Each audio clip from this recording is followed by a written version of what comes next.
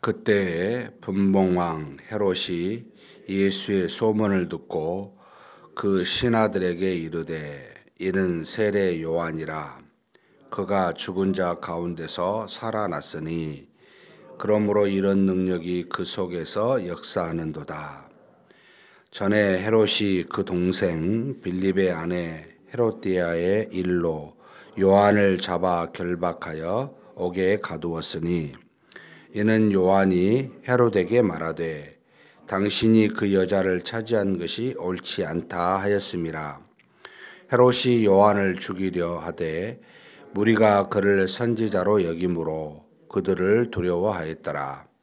마침 헤롯의 생일이 되어 헤로디아의 딸이 연석 가운데서 춤을 추어 헤롯을 기쁘게 하니 헤롯이 맹세로 그에게 무엇이든지 달라는 대로 주겠다고 약속하거늘 그가 제 어머니의 시킴을 듣고 이르되 세례 요한의 머리를 소반에 얹어 여기서 내게 주소서 하니 왕이 근심하나 자기가 맹세한 것과 그 함께 앉은 사람들 때문에 주라 명하고 사람을 보내어 옥에서 요한의 목을 베어 그 머리를 소반에 얹어서 그 소녀에게 주니 그가 자기 어머니에게로 가져가니라. 요한의 제자들이 와서 시체를 가져다가 장사하고 가서 예수께 아뢰니라.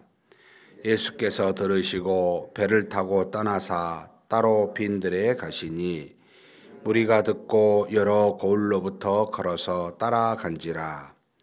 예수께서 나오사 큰 무리를 보시고 불쌍히 여기사 그 중에 있는 병자를 고쳐 주시니라. 저녁이 되며 제자들이 나와 이르되 이곳은 빈들이요 때도 이미 저물었으니 무리를 보내어 마을에 들어가 먹을 것을 사 먹게 하소서. 예수께서 이르시되 갈 것 없다. 너희가 먹을 것을 주라. 제자들이 이르되 여기 우리에게 있는 것은 떡 5개와 물고기 2마리 뿐이니이다. 이르시되 그것을 내게 가져오라 하시고 무리를 명하여 잔디 위에 앉히시고 떡 5개와 물고기 2마리를 가지사 하늘을 우러러 축사하시고 떡을 떼어 제자들에게 주시매 제자들이 무리에게 주니 다 배불리 먹고 남은 조각을 12바구니에 차게 거두었으며 먹은 사람은 여자와 어린이와 외에 5,000명이나 되었더라.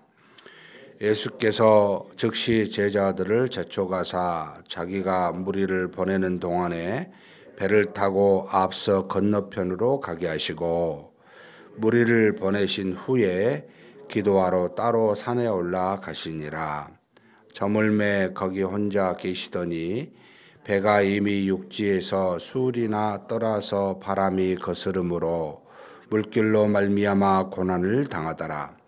밤 사경에 예수께서 바다 위로 걸어서 제자들에게 오시니 제자들이 그가 바다 위로 걸어오심을 보고 놀라 유령이라 하며 무서워하여 소리 지르거늘 예수께서 즉시 이르시되 안심하라. 나니 두려워하지 말라. 베드로가 대답하여 이르되 주여 만일 주님이시거든 나를 명하사 물 위로 오라 하소서 하니 오라 하시니 베드로가 배에서 내려 물 위로 걸어서 예수께로 가되 바람을 보고 무서워 빠져가는지라 소리질러 이르되 주여 나를 구원하소서 하니 예수께서 즉시 손을 내밀어 그를 붙잡으시며 이르시되 믿음이 작은 자여 왜 의심하였느냐 하시고 배에 함께 오르매 바람이 그치는지라. 배에 있는 사람들이 예수께 절하며 이르되 진실로 하나님의 아들이로소이다 하더라. 그들이 건너가 게네사렛 땅에 이르니 그곳 사람들이 예수이신 줄을 알고 그 근방에 두루 통지하여 여러 모든 병자를 예수께 데리고 와서 다만 예수의 옷자락에라도 손을 대게 하시기를 간구하니 손을 대는 자는 다 나음을 얻으니라. 아멘.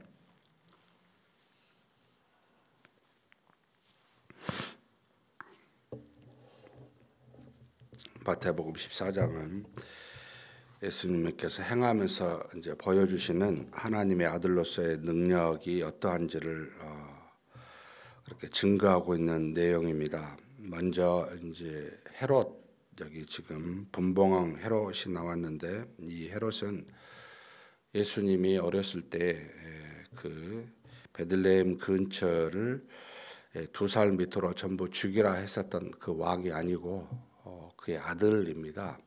넷째 아들인데 이름이 다 헤롯이라는 이름을 썼기 때문에 이렇게 헤롯이라고 나와 있습니다만, AD 4세기 경쯤부터 이 헤롯 이 왕 또 넷째 아들이 다스려서 상당히 오랜 기간, 한 40년 이상을 다스렸었던, 예수님의 거의 공생의 기간 내내 다스렸던 왕이 바로 이 안디바 헤롯이라고 하는 그 왕입니다.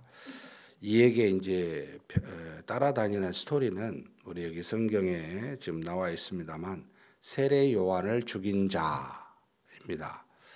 자신의 동생 빌립, 또 이제 삼남 일녀의 헤롯 대왕의 아들이 있었는데, 이제 넷째 아들 막내인데, 안디바가 자신의 형이었었던 빌립의 죽자 그의 아내를, 헤로디아를 자신의 아내로 삼아서 이것을 보고 이제 세례 요한이 비난을 하게 됩니다. 그러니까 옥에 잡아 가두어 죽이진 못하고 많은 유대인들이 그를 선지자로 알았기 때문에, 그런데 그의 생일 때 이 헤로디아 딸, 자신의 딸이 아니고 헤로디아가 빌립에게서 낳은 딸, 이름은 나와 있지 않습니다.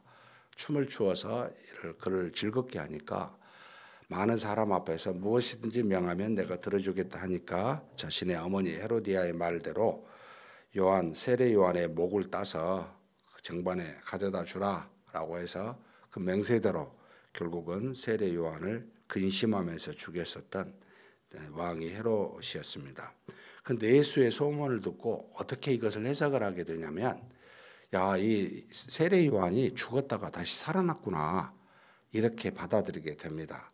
그러니까 어떻게 보면 이 헤롯은 상당히 신에 대해서, 또는 이 세례 요한이 말하고 있는, 유대인들이 말하고 있는 선지자에 대해서 나름 두려워하고 있는 그런 모습입니다. 바른 정보를 갖고 있지는 않지만, 그러니까 이제 하나님에 대해서, 예수 그리스도에 대해서 세상 사람들이 메시아로 구세주로 받아들이지 않지만 나름 소문을 듣고 두려워하는 그런 모습이 이 헤롯에게도 있고 세상 사람에게도 있다라고 하는 것을 우리에게 보여주는 어떤 내용이 1절부터 12절까지 이렇게 나타나 있습니다.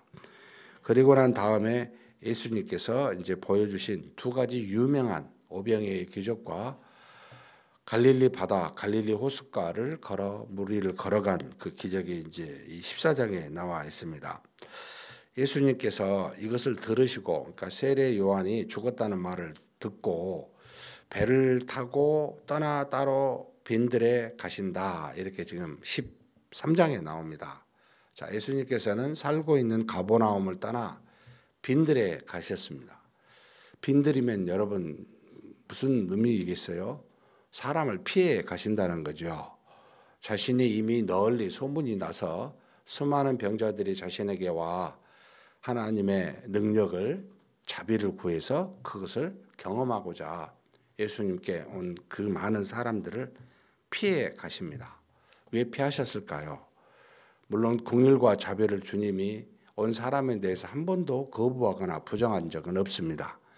그럼에도 불구하고 계속해서 사람들이 자신에게 따라오고 많은 사람들이 왔었을 때, 이 땅에 오신 예수님의 궁극적인 목적인 하나님의 아들로서 이적을 보이는 것이 아니고, 많은 사람들을 천국에 가까워 하나님의 나라를 그들에게 구원으로 인도하는 일이, 그리고 자신이 죽어 십자가에 죽어 결국은 구원의 모든 일들을 성취하는 것이 자신의 목적이기 때문에, 많은 사람들이 일부분, 구세주로서의 일부분의 그 기적과 이적만을 맛보려고 오는 것에 대해서 이것을 지금 차단하고자 하는 겁니다.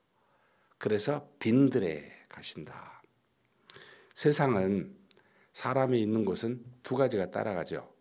돈과 권력이 따라갑니다. 인기라는 게. 그래서 많이 모인 사람, 뭐 얼마 전에 뉴스에 봤더니 부산 해운대가 비어가고 광안리가 늘어간다.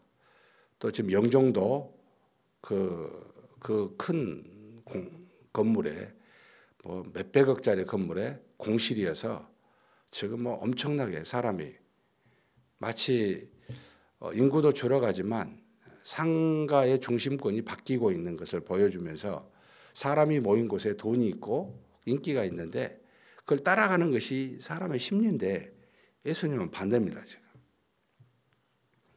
그러니까 부와 또는 권력과 상관없이 자신의 인기와 상관없이 하나님이 자신에게 주신 그 사명을 감당하고자 하는 것이 이 예수님의 가장 궁극적인 마음의 자세요. 그런 모습으로 일생을 살았다는 겁니다.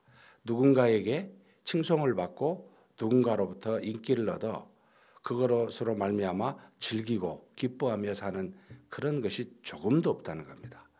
그래서 긍휼과 자비로 많은 사람들이 찾아왔을 때는 하나님의 능력으로 그들을 치료하여 주셨지만 그러나 정작 마음의 본심은 그 능력을 드러내 많은 사람으로부터 인기 얻는 것이 아니라 자신의 일을 그냥 묵묵히 감당하고 싶었던 겁니다.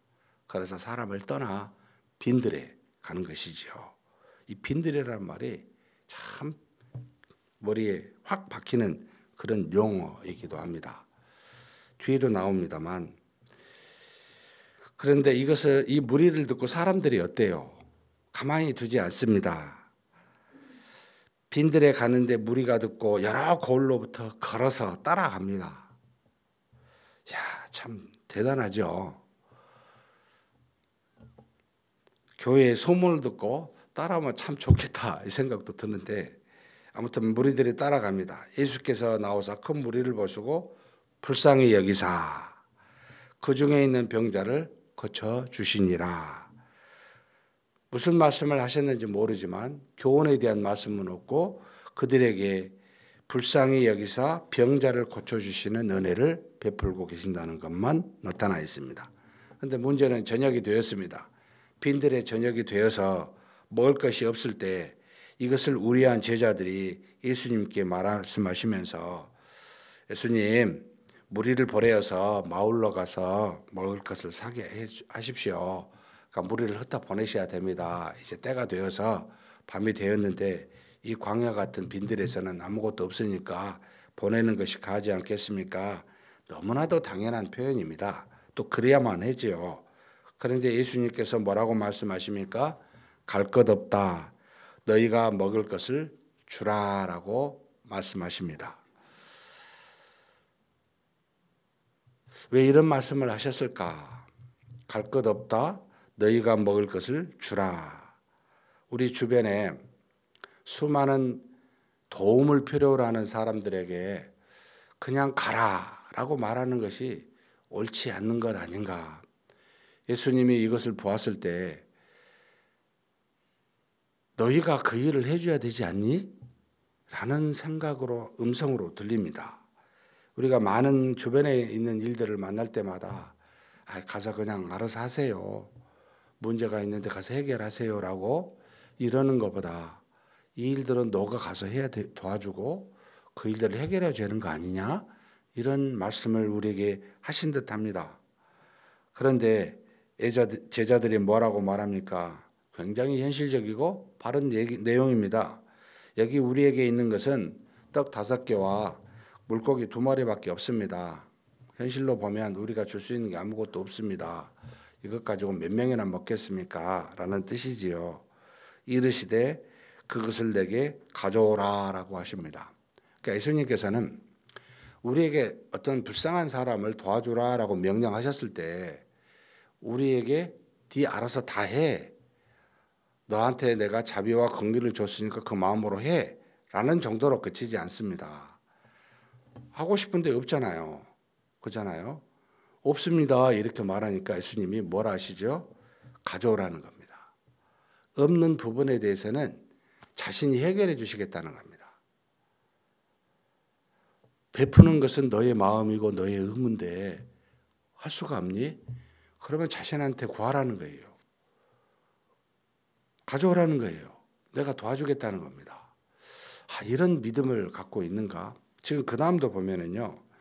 그리고 난 다음에 무리를 명하여 잔뒤에 앉히시고 턱 5개와 물고기 2마리를 가지사 하늘을 우러러 축사하시고 떡을 떼어 제자들에게 주심에 제자들이 무리에게 주시니. 여기서요. 이런 생각이 들었어요. 아니 왜 하늘에 우러러 축사하시지? 축사 안 하시면 안 되나? 그냥 떼고 주셔도 얼마든지 그 능력이 나타날 수 있잖아요. 왜 굳이 하늘을 우러러? 기도하시는 거잖아요. 아버지요, 이걸 먹을 수 있도록 해달라고 하는, 자신에게 능력이 있음에도 불구하고 이렇게 하신 이유가 뭐겠습니까? 전부 제자들은 우리에게 가르쳐 주시는 겁니다. 하늘의 아버지께 구하라는 겁니다. 너가 할 수 없는 것은. 그러고 난 다음에 그것을 향하게 되면 하나님의 아들 예수 그리스도께서 이렇게 보여주셨듯이 우리에게도 그와 같은 역사와 능력이 나타날 수 있다는 겁니다. 다 배불리 먹고 남은 조각을 12바구니에 차게 거두었다라고 말합니다. 남자만 5,000명이고 남은 사람 다 따지면 뭐 2만 명은 될 것 같아요. 먹고 남은 것이 12광줄이었다라고 말하고 있습니다. 근데 이 내용만 보면 이러는데요. 오병이의 기적을 가는 데마다 했습니까? 라고 물어볼 때는 이건 또 아니었습니다. 다니면서 이런 능력이 있으면 저 같으면 제자들과 다니면 매 끼니마다 이럴 것 같아요. 뭐 좀 먹고 싶으면 뭐든지 이럴 것 같아요. 안 하셨습니다. 그러면 이것을 언제 사용했습니까? 절대로 자신과 제자들을 위해서는 이 능력을 단 한 번도 사용하신 적이 없습니다. 자신들을 찾아온 무리들에게 긍휼과 자비의 마음을 가지고 도움을 필요로 하는 사람들에게 하나님께서 이 역사를 베푸셨지, 우리 자신을 위해서는 이런 능력을 구하지도 않았지만 구하더라도 베푸시지도 않았겠다라는 생각이 듭니다. 그렇다면 어떤 교훈을 줍니까? 나를 위해서는 하나님이 알아서 주십니다. 그러나 초자연적인 역사와 능력을 여러분 원하시고 구하시고자 한다면 주변에 있는 어려운 사람들을 보고 긍휼의 마음을 가지고 하나님 도와주십시오. 저는 이거밖에 없어요. 하고 싶은데요. 도와주시면 이 모든 일을 할 수 있습니다. 라고 하는 믿음의 자세가 있었을 때 그때 이 능력과 기사가 나타난다는 것을 알려주고 있습니다. 사랑하는 성도 여러분, 우리가 가진 것이 아무것도 없지만 있는 것이 뭐가 있습니까? 예수의 이름이잖아요. 믿음이잖아요. 그럼 이 믿음 가지고 자신을 위해서 쓰지 마십시오. 주변을 위해서 그리스도와 같이 여러 사람을 보고 불쌍히 여기며 그것을 위해서 쓰십시오. 우리가 이 자리에 새벽기도 나와 우리 자신만 위해서 기도하지 마십시다. 교회나 주변의 이웃이나 우리 가족이나 나라나 성교나 수많은 제목들이 있지 않습니까? 여러분, 이것이 믿음으로 긍휼히 여겨야 될 사람들을 위하여 기도하고 하나님께 구하는 겁니다. 이게 바로 오병이의 기적의 교훈입니다. 그런 저와 여러분이 되시기를 주님의 이름으로 축복합니다. 그 다음에 물 위로 걸으십니다. 물 위로 걸으신 것도요, 이것도 참 재밌습니다. 동기가 뭐냐면 제자들을 지금 가리키고 오병이에게 베푸니까 사람들이 엄청나게 막 놀랐겠죠. 보지 않았겠어요? 뭐라 했겠습니까? 요한복음에 보면은 야, 예수님을 우리의 왕으로 삼자. 그렇지 않아도 병을 낫게 하시는 주님 때문에 나왔는데 이제는 먹을 것까지 해결하시니 끝내주잖아요. 왕으로 삼기에 좋기 충분한 이유가 됐어요, 이들한테는. 그러니까 예수님이 그들의 생각을 다 아셨어요. 그래서 무리를 먼저 보냅니다. 배 타고 야 건너가. 왜요? 여기 있다가는 큰일 나겠는 거예요. 잘못하면 왕이 되겠는 거예요. 저 같으면 참 잘 됐겠다 싶은데 예수님은 큰일 난 겁니다. 보내버립니다. 그리고 무리들을 해산시키기 위해서 자신은 뭐요? 여기도 보면은 22절 23절 한번 말씀 한번 같이 한번 읽겠습니다. 예수께서 즉시 제자들을 재촉하사 자기가 무리를 보내는 동안에 배를 타고 앞서 건너편으로 가게 하시고 무리를 보내신 후에 기도하러 따로 산에 올라가시니 저물매 거기 혼자 계시더니, 자, 즉시 제자들을 재촉해서 보내고 바다 건너편으로 보내는 겁니다. 사람들이 못 따라오게, 목적지가 있는 건 아니에요. 그리고 자기는 따로 무리를 가라 하고 어디로 가요? 산에 올라가십니다. 이 산이 어떤 산인지 얼마나 높은지 모르겠습니다. 저물매 거기 혼자 계시더니, 두 가지 이유입니다. 무리들과 빈들처럼 떨어지려고 하는 것과 하나님 앞에 기도하려고 하는 이 두 가지. 저는 그래서 독대라는 말을 되게 좋아합니다. 하나님과 독대하는 시간을 가져야 된다. 무리와 떨어져서 하나님 앞에 나와 1대1의 관계를 가져야 된다. 이것이 나의 영적인 굉장히 중요한 요소다라고 늘 생각합니다. 사람들과 섞여 있으면 말도 들리고요, 모양도 영향을 주고요, 수많은 것들에 영향을 받습니다. 하나님의 음성이 아니고 사람의 음성들이, 여러분 교인이랄지라도 마찬가지입니다. 떨어져야 된다. 혼자 하나님과 독대해야 된다. 그렇지 않으면 그의 음성을 제대로 들을 수가 없다. 사랑하는 성도 여러분, 예수님도 그러셨습니다. 그런 저와 여러분이 되었으면 좋겠습니다. 그 다음에는 무리로 이제 밤에 이 갈릴리 바다는 그 지형 때문에 돌풍이 불게 돼 있습니다. 온도가 내려가면. 그래서 주로 낮에 배를 타고 다니는 곳이 이 갈릴리인데, 밤에 지금 가니까 당연히 돌풍으로 인해서 물결이 때문에 고난받게 돼요. 이걸 아시고 예수님께서 물 위로 빨리 지금 제자들이 가고 있는 겁니다. 그런데 그걸 보고 제자들이 유령이라고 착각하고 두려워서 소리를 지릅니다. 그 중에 믿음이 있는 베드로가 담대하게, 유령이 아니고 주님이라면 나를 명해서 바다 위로 오라 하십시오. 오라 합니다. 가죠. 베드로에게 능력이 나타납니다. 무리를 걸어갑니다. 이것도 굉장히 중요한 교훈입니다. 여러분, 명령하셨을 때 그 말씀을 순종하십시오. 그랬을 때 능력이 나타납니다. 근데 명령도 안 했는데 내 마음대로 하면은 주님의 능력이 나타나겠습니까? 명하시면 여러분 물 위로 걸어가시든 바다를 걸어가든 땅을 걸어가든 명령만 하시면 명령대로 하십시오. 그래야만 하나님이 알아서 하십니다. 그런데 중간에 가다가 어찌합니까? 명령대로 하다가 주님만 보지 않고 물결을 보니까 물에 빠져서 건져달라 하죠. 그때 다시 주님 닿아달라고 즉시라는 말에 나와요. 바로 붙잡아 주십니다. 그러면서 예수님 베드로에게 무슨 말 하죠? 믿음이 작은 자야.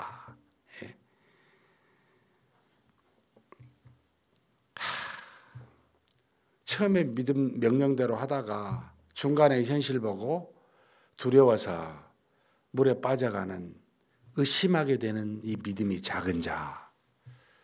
제발 그렇게 되지 말자. 믿으면 끝까지 믿자. 주님이 명하셨는데 반드시 될 거라고 믿자. 리모델링 한다고 제가 지금 후회한 것 중에 뭐냐면요, 이걸 끝까지 안 믿고 계산했어요. 정말 그대로 됐어요. 남은 헌금 5억, 성도님들이 믿음으로 5억, 대출 5억, 야 3대1, 3대1 이 정도 되겠구나 생각하고 추진합시다. 정확하게 그래 됐습니다.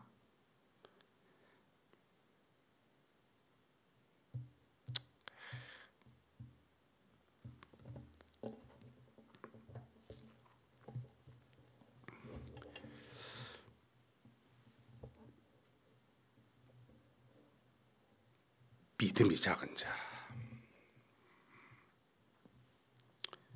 여러분 그러지 맙시다. 진짜 끝까지 믿어봅시다. 왜 그렇게 못 믿었지?